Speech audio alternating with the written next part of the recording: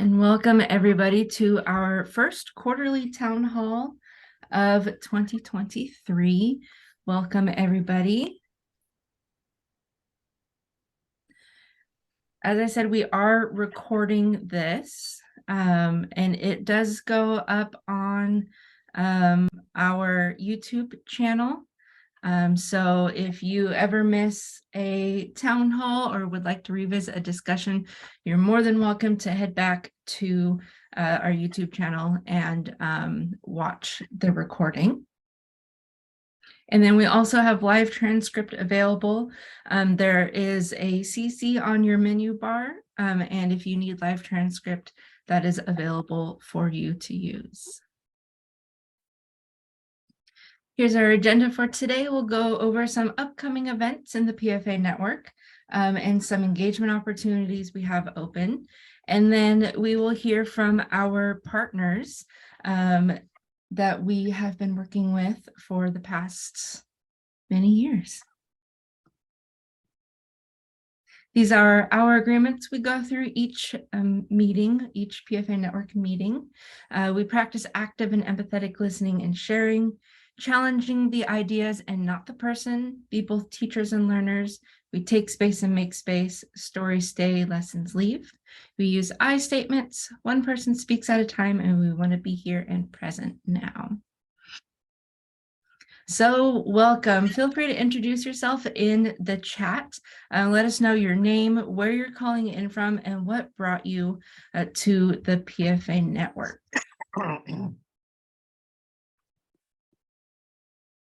So since we have so many friends on today, we're just going to add our introductions into the chat.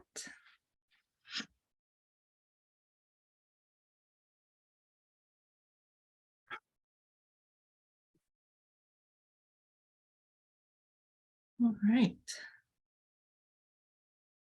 While those come in, I'll go ahead and start with our 500 plus patient family caregiver voices that we engaged in 2022. We had a goal of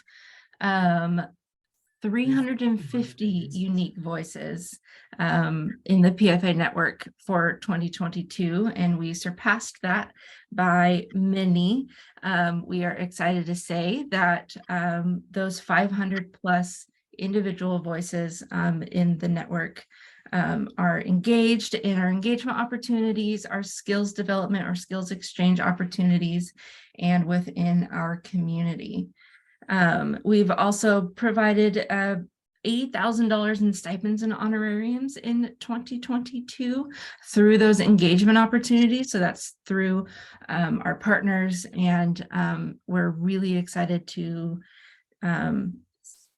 surpass our goal in 2022. So we look forward to what 2023 brings us with all of our community events. And in 2023, we have our coffee chats still. They're on the third Friday of the month.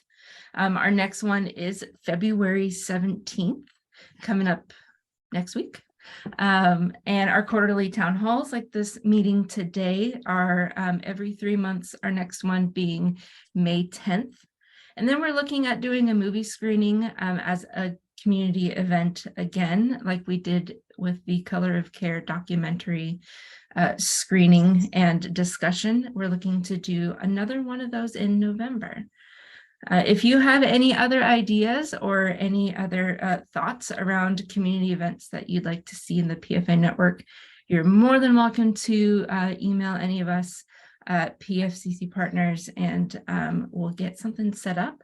We also do have coffee chat spots available. If you'd like to present a coffee chat, feel free to email me and we'll get you set up for one in the future. We also have skills exchange opportunities coming up. We are currently in the middle of our core competencies that started this past week, and the second session is next week. Our next skills exchange will be measurement basics in April. We've got quality improvement basics in July, and preparing for impactful partnerships in October. And we do have our online calendar on the PFA Network website. I'm going to add that to the chat here.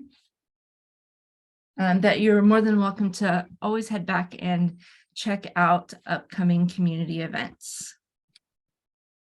Oh, thank you, Lindsay. Great minds. I'm going to check some of the chat to see who's here. We've got Connie. Welcome, Connie. She's a global patient advocate. Thank you, Heather, for joining us. All right.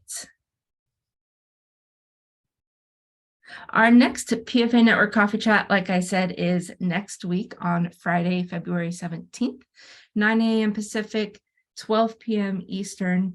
We'll have Dion Stalling, and I believe she is here today. Hi, Dion. She's the executive director of Rare and Black. So she's going to come talk about her organization, how she got started, and what they look forward to in the future. We'll also have Megan Jones, who is the community and content manager of Sepsis Alliance, join us, and she's going to share some of their resources with us. So we look forward to that next week.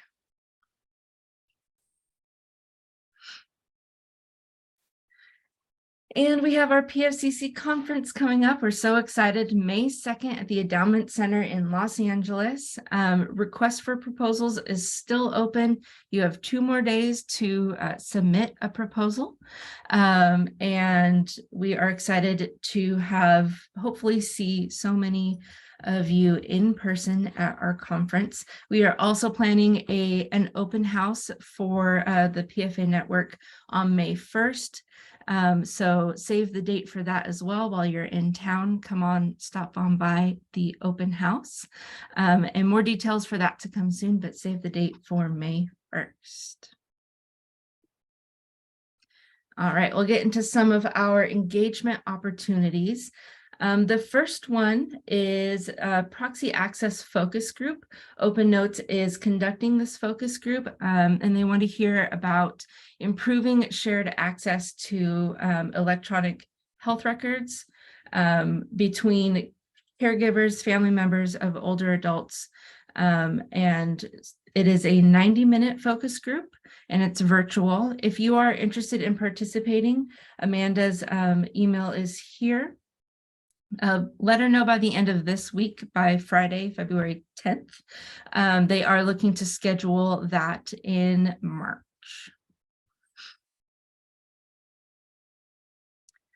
All right, and this one is from National Quality Forum, and is holding 3 listening sessions that PFCC partners will be facilitating. They want to understand experiences receiving behavioral health. The 3 focus group or listening sessions are for young adults 18 to 24, parents of an adolescent child 12 to 17 years old, and then a young child less than 11 years old with a diagnosis of depression and anxiety. And if you are interested in this engagement opportunity, feel free to email me. I believe Libby put my email in the chat. And let me know if you're interested.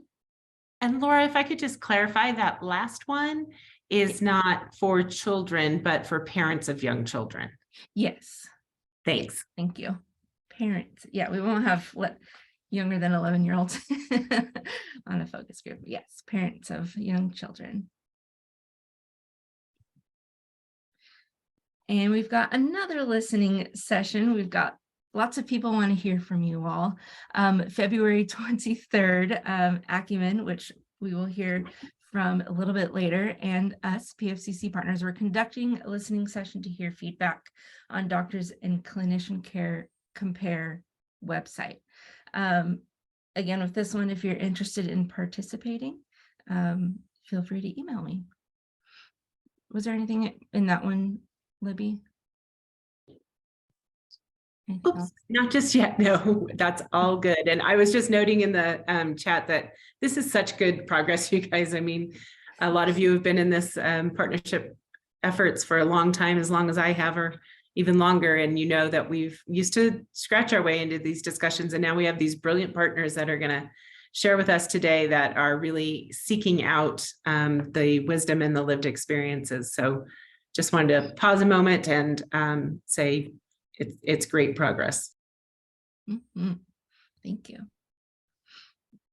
And I think oh yes, we still have the 2023 Person and Family Engagement Cost Measures Testing Feedback Survey. We've shared with you all a couple times. It is still open. CMS and Acumen are field testing new episode-based cost measures.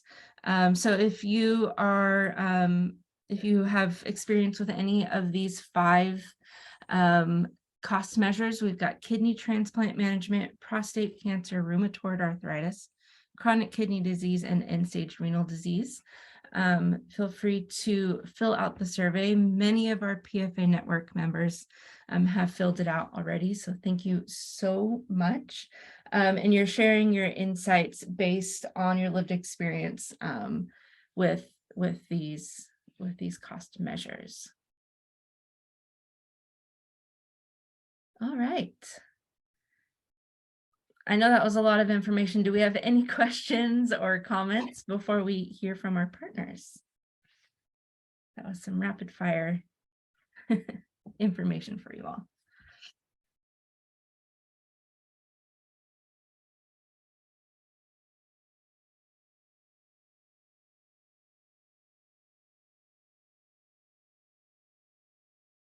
No, all right. If anything comes up, feel free to add into the chat. Or if you have a question after the meeting, of course, always feel free to email me. All right, now we will hear from our partners. We have Acumen LLC, we have Cynosure H-Quick with us. We have the Los Angeles County Department of Health Services, and then we have Comagine Health with us. So welcome to all of our partners. We will hear about their organizations. We wanted to highlight them so that when you hear of engagement opportunities or anything from our partners, you know who they are and the work that they do.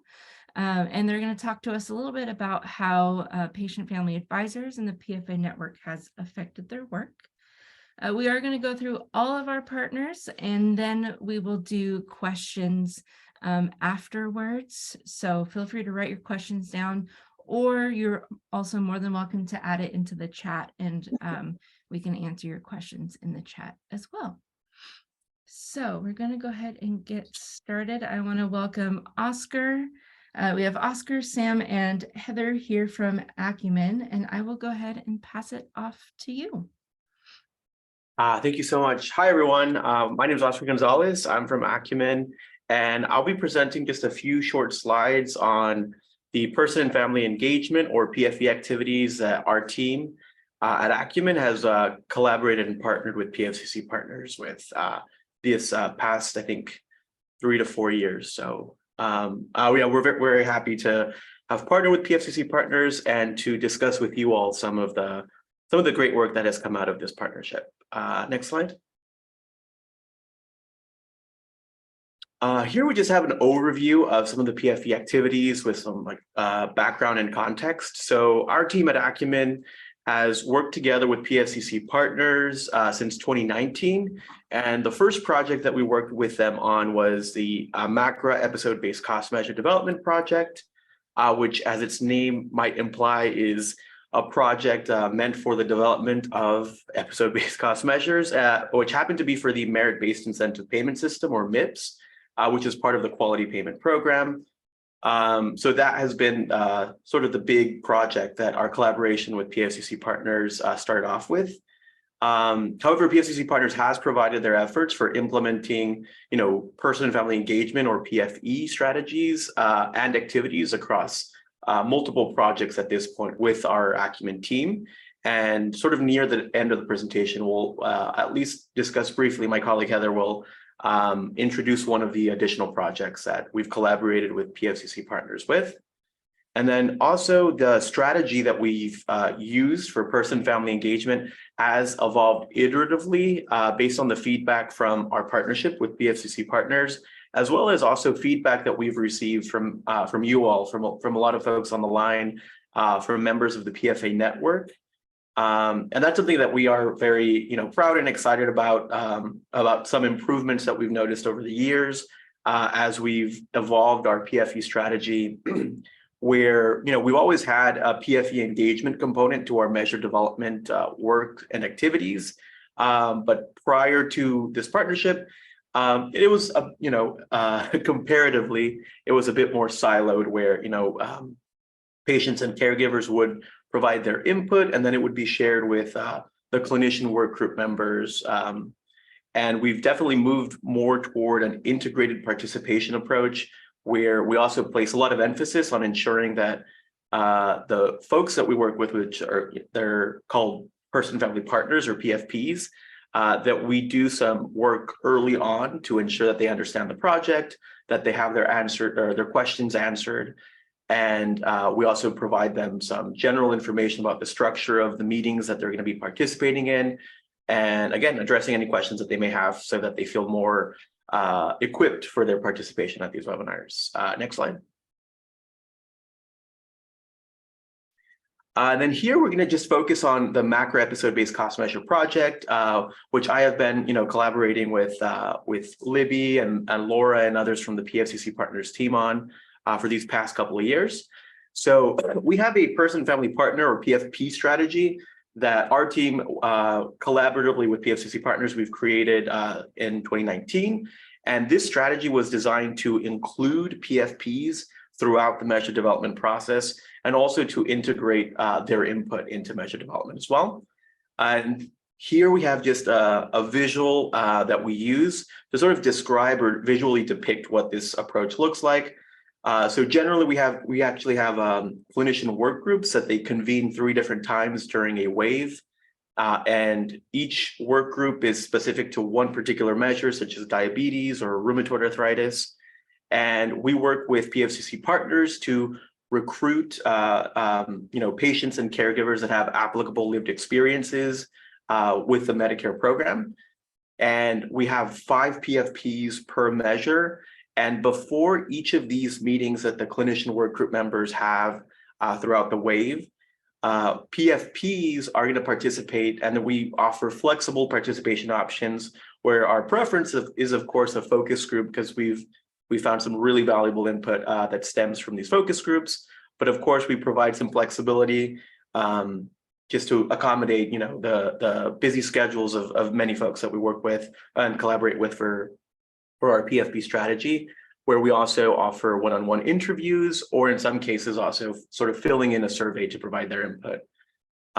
So we provide those flexible participation options, and then 1 or 2 of these PFPs per work group, we will work with them and have a prep call with them as they'll be attending the work group webinars, and they'll be there. I was about to say in person, but these are all virtual now for a while. So they'll attend the work group webinars with the clinician work group members, and then they'll sort of start off the meeting with a discussion of their findings, from those focus groups / interviews.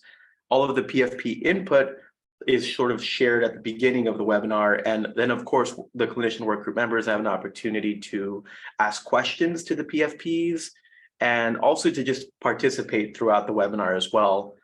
And so, yeah, this is just a visual depiction. We have a national field test sort of between the last 2 webinars, where all interested parties are able to provide public comments on the draft version of these measures before there's a final refinement webinar with the clinician work group members.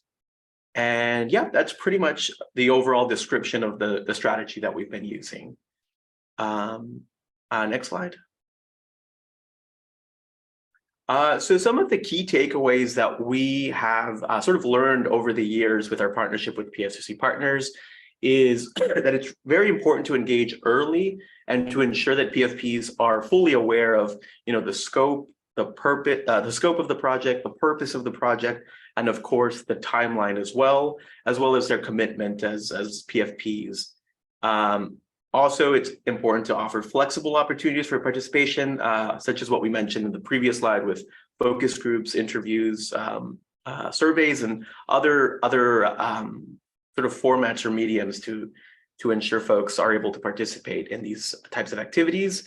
And then here we also mentioned that something that we've also learned is the preparation for one's participation. Those prep calls that I mentioned in the prior slide are also very important to make sure that PFPs can attend these webinars and they feel, a bit more confident and prepared for the type of participation, the structure of that sort of meeting, and generally what to expect for those types of engagement activities.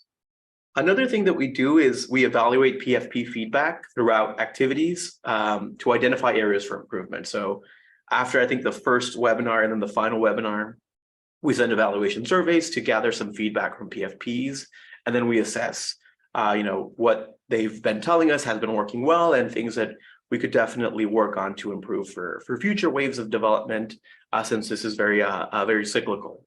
And then one of the really important pieces or points of this, as we've worked with PFPs, is to ensure that our materials are accessible enough for meaningful participation. So a lot of the concept, like the episode-based cost measures, which is the underlying core of our project work, understandably are sometimes there's a learning curve to what exactly they are, how exactly do they work, and what exactly can PFPs provide input on that will impact the measure development recommendations and final specifications. So that's something that we have worked with PFPs to make sure that we can explain this better, that we're adapting language in a way that is more accessible, and that we're using certain tools such as this visual graphic that we have here to describe what episode-based cost measures are and how they work. And one thing that I did want to just sort of commend you all, and then of course PFCC partners as well, is that this type of input has not only helped the PFE portion of our project work, but generally the improvements that we've made from some of the feedback that we've gotten on this end about improving materials and accessibility has been very generally helpful, not just for PFPs or PFE stakeholders, but also our clinician work group members and other interested parties that we work with. We've noticed it's a lot easier to explain to them what exactly are these measures, how do they work, in large part because of the feedback we've received from PFP. So we are personally very happy for those positive developments. And yeah, that's all we have for this one. So I will hand it off to my colleague, Heather, to talk about an additional project that we have collaborated with PFCC partners on. Great. Thanks so much, Oscar. I'm Heather Litvinoff. I'm also with the Acumen team, and I want to talk just a little bit about the Doctors and Clinicians project, which is somewhat related to the cost measure development project that Oscar just talked about. We recently have just begun working with PFCC partners to engage patients and caregivers on reporting clinician and group performance on the cost metrics that Oscar talked about. Reporting cost metric performance on the Care Compare website, which you can see illustrated below, will provide patients and caregivers with actionable information on which to base clinician selection. And if you've never been to the Medicare.gov Care Compare website, it's a website where Medicare really provides a lot of information about things like practice location, everything from hospitals to skilled nursing facilities to our site, which is the Doctors and Clinicians site, which has a number of different types of outpatient providers. There's also information on quality performance if it's available. And again, hopefully in the future, we'll have cost metric information available as well. And as Laura mentioned earlier in the presentation, we'll be looking to engage and get feedback later this month on February 23rd, just to really get an idea of your thoughts around how you would interpret and use this information if it were available on the website. So very much looking forward to this new work and future work that we do with PFCC. And with that, I'll turn it back over to Laura. Thank you so much, Heather and Oscar. We so appreciate all the work that you've been doing to bring the patient voice into all of these measurements. So thank you. All right. Next, we will have Kim Workmeister talk a little bit about our partnership with the Cynosure HQuick. Kim? Hi, thank you so much. I apologize for my background. I'm not at in my office today too, so trying to kind of make this work here. But I am just so thrilled for the opportunity to get to fill you in a little bit on how our partnership with PFCC partners through the Cynosure Health and a contract that we're on called HQuick is really, I believe, changing the face of healthcare for the better. Now it's little tiny bits at a time, but I will tell you that the things that we've been doing and been able to be a part of now as true partners in making the improvements in care really meaningful for patients and families has just been one of the honors of my life. So just as background, I'm Kim Workmeister. I'm the Senior Vice President for Improvement and Implementation for Cynosure Health. Cynosure Health has been around for a little over 20 years, and we really focus all of our efforts on improvements in healthcare. For the majority of that time that we've been doing this work, it's been at the at the hospital side of things, but we're now starting to branch out and get into other areas of healthcare too. The HQuick is a CMS funded program, so it's funded by Medicare, and there are 8 other contractors who received this contract from Medicare, working with approximately 1,200 to 1,500 hospitals across the country to help them to work together, learn from peers and learn from experts to continue the work that's been going on for about the past 8-9 years now to improve outcomes for patients, to reduce things like hospital-acquired infections, reduce avoidable readmissions, improve the early identification and response to sepsis, things like that. A big portion of this contract is has very much a patient-centered focus. And we have been so lucky to get to partner with PFCC partners for this. And so I just wanted to talk through just a little bit of what that partnership looks like and where it has evolved. If you could go to the next slide, Laura. Briefly, for background, I was really fortunate to get to work with Libby on some other projects, and when we had the opportunity to co-design even the proposal for this one, it was so wonderful to be able to get Libby and team's input right from the get-go. So we've started this was designed purposely to be very much a patient-centric type of approach to quality improvement. Briefly, there's a few things that we have that are specifically on the what we call PFEE. What I say we because I've learned this from Libby and team, not just patient-family engagement, but patient-family engagement for equity. And we have really pushed this through. We don't do any of this work without also looking at it through an equity type of lens there too. So we have monthly PFEE think tanks that the PFCC Partners facilitates with any hospital that is looking to join.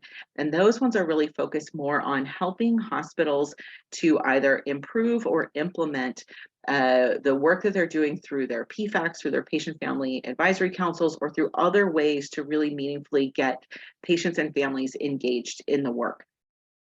We also have what we call a community in CLIC. CLIC is the Cynosure Learning Improvement Connection. It's a virtual learning platform that we set up to start with, it was just for the 300 or so hospitals that we are particularly working with on this project. We've now expanded it nationally to anyone that is interested, and I would encourage any of you, I'll put in the chat in a little bit here, if you'd like to create an account and click. We have lots and lots of patient family partners that are involved in this, but the community there is a way for patient family partners and for hospital-based folks to have an online community, have an ongoing dialogue without having to wait for, say, a webinar or something, really a specific meeting to come up to communicate with one another's. PFCC Partners also has a course on Click on called Gateways, which is for those of you that aren't familiar, it's for specifically designed for those who are looking to build a patient family advisory council in their organizations. We have this next part is where the work has become really, really meaningful for me. And that's what we call our Patient Family Partnership Council and the Patient Family Partnership Hub. The council is made up of, I see several of you on the line today too, of the folks, truly, this is our advisory council for the work that we do. Any of them will tell you that I have come to them myself and colleagues have come to them on a regular basis and have said, okay, here's what we're looking to do. We might have designed a webinar series for the early identification and response to sepsis. And we'll say, this is what we think hospitals should be doing. This is how we think we should be focusing our improvement efforts. But we're really not sure we have the whole story. And we have been able to have members of the Patient Family Partnership Council come in, sit in on the, as subject matter experts, of course, sit in on those sessions and what we have been able to learn from them and change the approach to improvement, both at the hospital level and with our team, has just been incredible. I'll give my favorite example of some of this work that we've done, and I know Libby's tired of hearing this story, but about a year and a half ago, we wanted to come up with a guide that was geared at hospital folks with just some of the real basics for if you only have time for 3 to 5 activities in trying to improve outcomes for a variety of different conditions, here's the main 3 to 5 activities that you should be doing. And this was for things like reducing adverse drug events, reducing readmissions, all of those types of topics. And my goal was that this was going to be co-designed with our Patient Family Partnership Council members, so that I was going to introduce this concept, and they were all going to tell me some individual tasks or activities for each individual topic. And once, as I am normal, as is normally the case, we have such an open relationship that they were able to say, "Oh, Kim, that's not exactly how this works." That's great if you want to have a couple of pointers for each one of the topics, but what is most important to patients and families in this is that you build a structure in place that no matter what it is that you're working on, that a hospital will have that structure in place to make sure that patients and families have a voice, that they are encouraged to speak up, that we have a variety of things in place to ensure that we have a culture that respects that and makes that safe. And so one of hundreds of humbling moments for me, thankfully, where we were able to guide and change up then the approach to how we do the work too. Through this AgeQuick, PFCC Partners is also able to provide one-on-one support to hospitals that are just looking for any kind of support when it comes to building something meaningful for patient-family engagement. And I see that question here from Deanna: is there an active DEI program making sure that hospitals understand their patients and families' special needs and the special needs of rare disease patients as a whole? Those are such great questions there too. And I will say we don't. I don't believe that we have a DEI program in the traditional sense that's there. At this point right now, what we are working on is actively engaging our Patient Family Partnership Council, but we are working towards we're working towards moving out of just those basic topic areas that I was talking about, the basic kind of patient safety, reducing infections, that kind of stuff, into a series that was originally designed to help hospitals to meet a new requirement from CMS that requires them to ask us 5 questions related to social drivers of health. So food insecurity, transportation, I'm going to forget the other three, but those types of questions that come up, and it's been this wonderful kind of lightning rod I think it's a wonderful lightning rod to start the conversations, to get us towards looking at not only just the bare bones basic of asking these questions, so that then we can build up a repository of enough data to make to hopefully make a difference among the greater community. But we've also learned so much from this about the way that we actually ask questions. We had a session just I don't know if that was last week or the week before, where one of our patient family partners was involved, and this was just a series helping hospitals to set up a program in place, set a process in place for even asking the questions. And I was so grateful for the patient that shared and said, look, I'm a big advocate for this, but I want you to know that having hospitals just check a box in order to ask these questions when they don't have an answer for me is really pretty terrible, and wholeheartedly agree with that. So it's, I'm saying it's still very, very messy for us. I fully admit that, but I think we're because of our support from PFCC partners and our partnership with them, I think we're able to start having those conversations and starting to look differently. But we don't have a specific DEI program that's related for this project that we're on. And then the other question about rare diseases, that's the only reason we don't have something like that in place for this project is just because that's just not part of the scope of work for this. But we have had the opportunity to have many of our most active patient family partnership council members have experience, either themselves or a family member, and they've been able to really open the eyes for ourselves and for all the hospitals that we serve to how challenging it is to not only be a patient in a hospital, but also then to also be someone trying to navigate the entire healthcare system with a rare disease, with significant health crisis going on. So it's there, but I don't think that's a great answer for you. And I agree with Libby. We do want to invite everyone who can help us to move this work forward. They're just I'm so grateful that it is top of conversation now. And it's the kinds of things that we should be doing.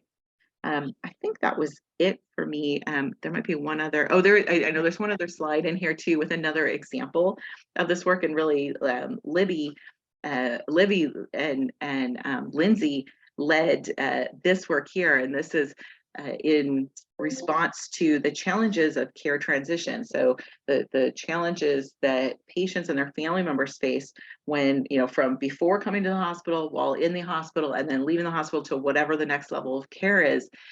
We call that process care transitions. And part of one of the small reasons for working on care transitions is to reduce what we call avoidable readmissions, or folks that are re-hospitalized with, and we did not expect that.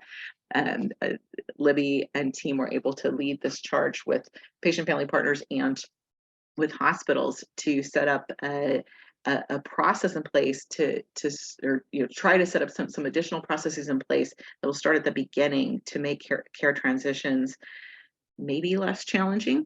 It's one thing for our team to work together to develop this. It's a whole other ball game to have folks implement it and be in the weeds with it. It'll be messy too, and that's okay. We like messy. We like funfetti cakes too, as you've heard. I'm sure you've heard the funfetti approach to patient family engagement within our work, and this is one more opportunity for that. So anything else? Any questions for me? Well, and again, I'm the number one, I'm the president of the PFCC Partners fan club. So, oh, thank you. You're awesome. Thank you. Yes, it's been a pleasure working with Cynosure in this project and facilitating that, for myself, facilitating that patient family partnership hub. And yeah, the work you're doing is great. If you have any questions for Kim or Oscar, feel free to add them into the chat. And we're going to go ahead and introduce our next partner. We have the Los Angeles County Department of Health Services. We have Mike Renteria on today, and I'll let him take it away.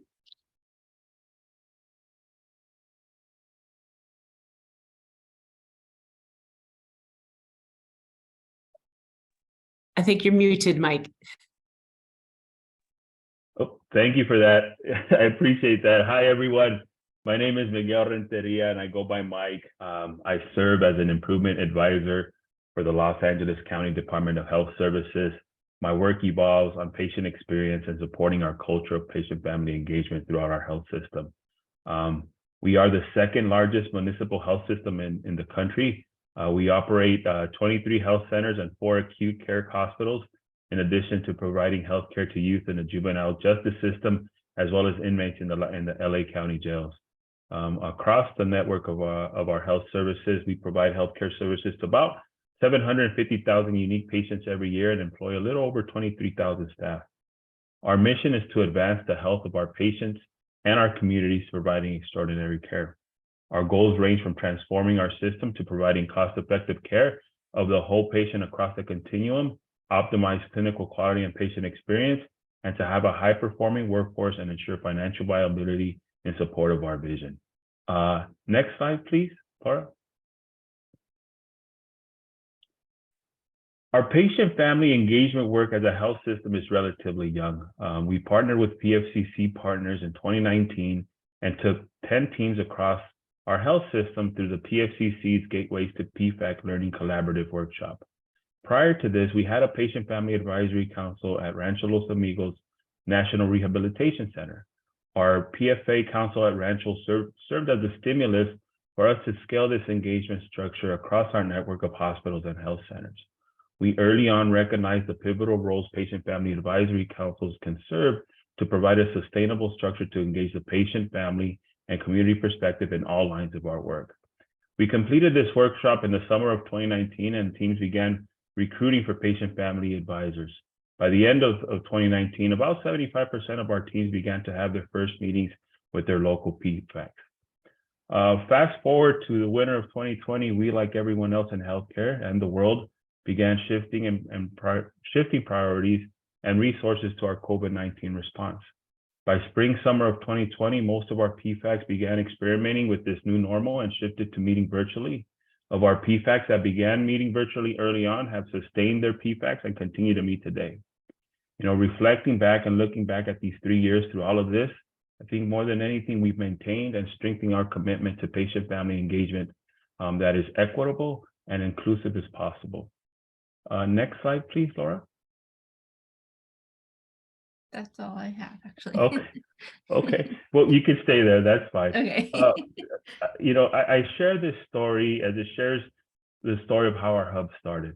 The origin of our patient-family partnership hub began when we convened our COVID-19 patient-family engagement collaborative to learn of the unique challenges of our patients were facing during the pandemic. These regular focused conversations on what we can do better grew into our patient-family partnership hub. The premise of our hub is that there's no wrong door in how you enter the health system or our health system with the spirit of helping us improve. Inclusion is a driving force of the partnership hub. We continue to learn to remove barriers and making sure that anyone interested can participate in these conversations. Our hub is an open engagement structure where patients, families, and caregivers can join when and how they want. Spanish interpretation is provided in our monthly conversation, as well as provided with translated materials. If our patient partnership hub members have time for a survey and questionnaires, they will get surveys on the topics that are aligned with their experience. If they have time to participate in community chats, they can join a small group on the topic that really resonates with them. If they have more time to participate in an improvement team or patient family advisory council, we have that available to them as well. And ultimately, too, various times, even these past few years, we've also aligned our patient family advisors to partner with our LA County leaders and really kind of influencing the services that we provide for all of our communities. Our Our hub members and patient family advisors have participated in various strategic initiatives, such as our equity, diversity, inclusion, and anti-racism initiative, in a virtual healthcare task force where our hub influenced the name of our electronic health portal. They've influenced patient communications on various QIP measure campaigns and have lent their experience and insight to various IT projects. Our PFE program is sustaining and thriving, and with our PFCC partners, we are nimble and adjust this program's direction as needed.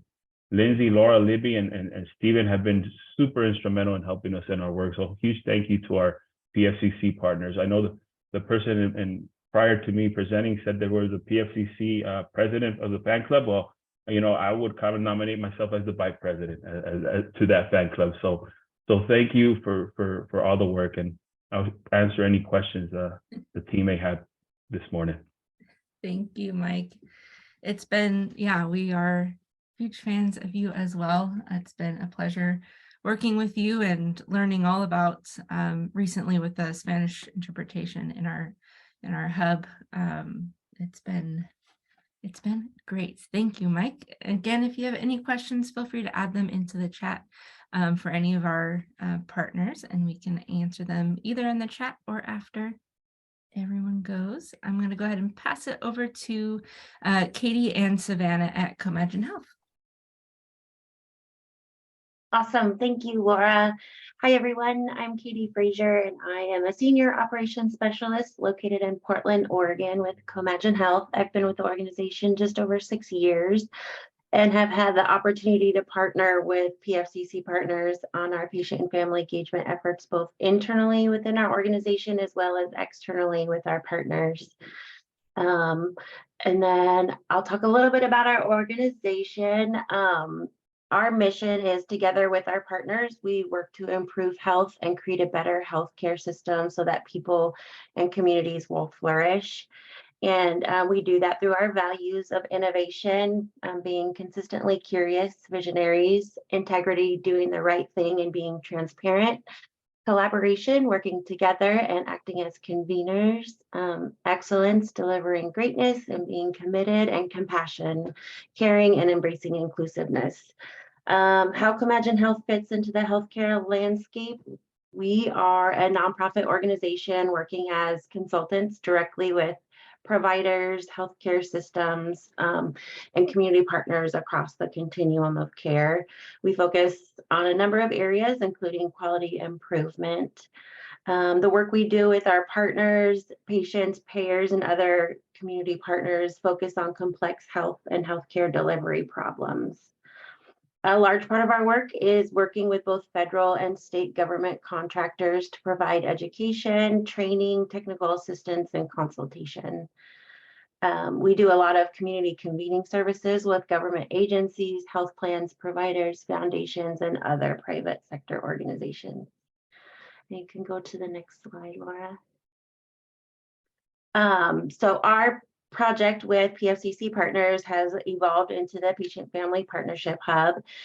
This project, we've worked together with patient family partners to develop a virtual patient and family partnership hub focusing on peer learning, skills development, healthcare quality and improvement.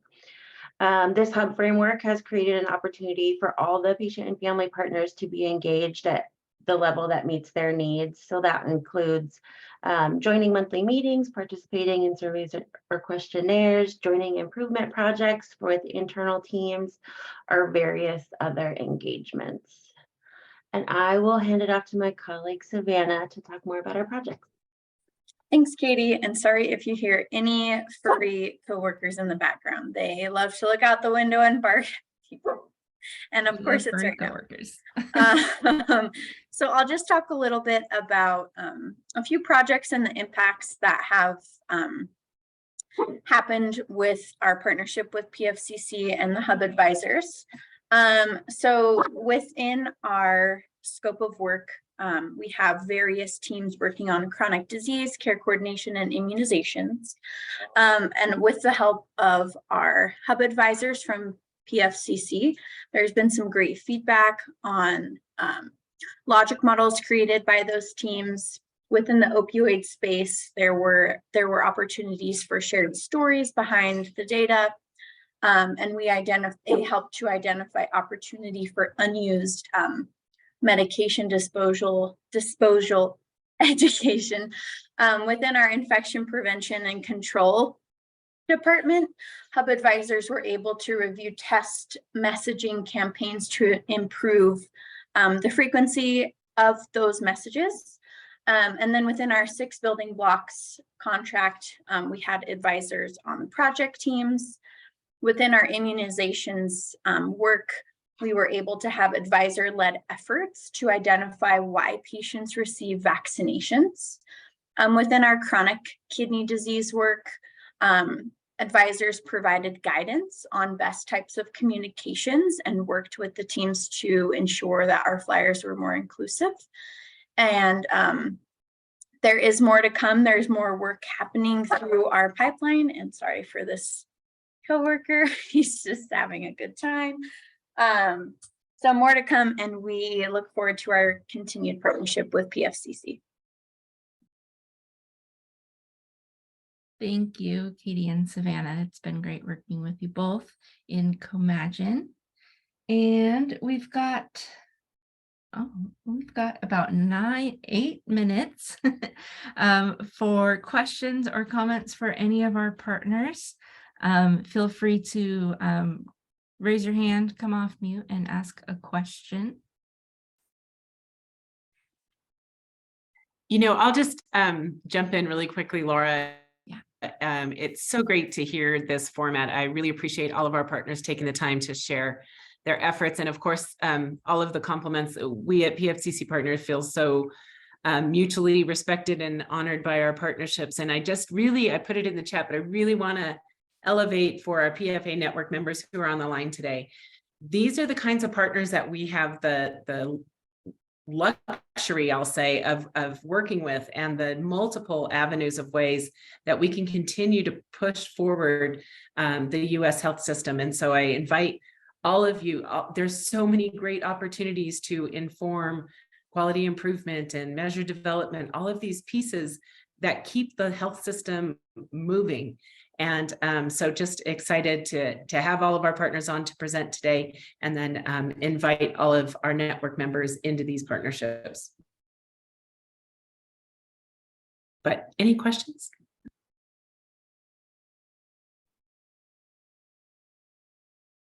Well, hi, this is Joan. I was just curious for all of you or any of you, kind of if you had any examples of where patients have made a difference for you, which ones kind of spring to mind. I think those stories are always so inspiring. So just would love to hear your thoughts on that.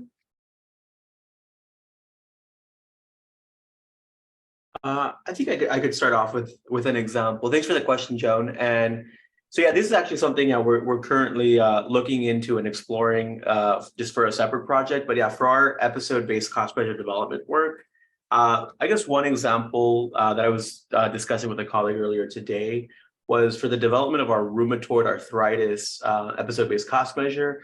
The specifications for it can get a little complex to discuss, but we have something called, because it's a chronic condition, we have something called a trigger window, which means that whenever a patient sees their rheumatologist or whichever doctor is managing their rheumatoid arthritis, that they have to, in order to trigger an episode, they have to meet with that doctor within a certain span of time. And one example of like an actionable item that stemmed from input that person and family partners had shared during development meetings was to sort of reconsider the span of time of window, that trigger window, where we had some patients and caregivers that participated in the webinar, letting the clinician work group members know that not all patients are able to follow the clinical guidelines of how often you should be seeing your rheumatologist for your care, that for a variety of factors, socioeconomic, how far away folks live from providers, that it's best to have a larger, more encompassing window to make sure that we're including all sorts of rheumatoid arthritis patients within our measure. And that was just one example of sort of seeing that sort of PFP input really make an impact in the specifications for the measures that we developed on our project's end. That's a great example. Thank you. Thank you, Oscar. Any other questions or comments?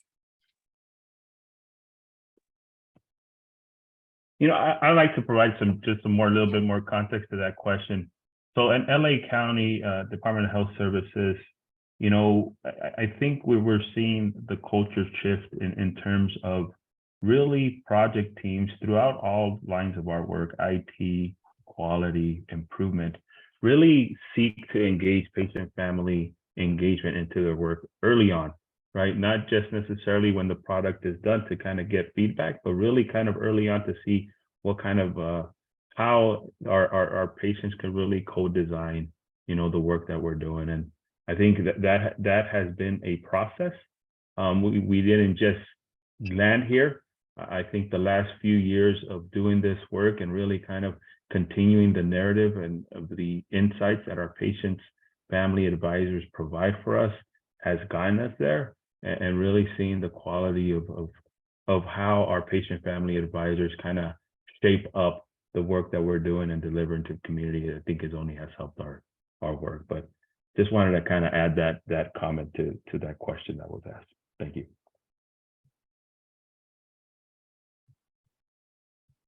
Thank you, Mike. And I would say, Joan, that's such a great question you had too. I don't know that I have one individual example, you know, other than just the overall, the way that working with our Patient Family Partnership Council has truly been able to help our team to be able to change the way that we are looking at things. I think there was a comment in chat about, you know, we have this sense of urgency about, oh, we need to be working on all of these things right now. And on the healthcare side, we tend to kind of take those things with a sense of urgency, and we jump too far without pausing and stopping and saying, actually, we need to slow down to speed up first. And slow down to speed up means talk to the folks who are actually going to be you know, affected by whatever it is that we're trying to do right now. And that just has happened over and over and over again. And I'd like to say that we're getting better at it.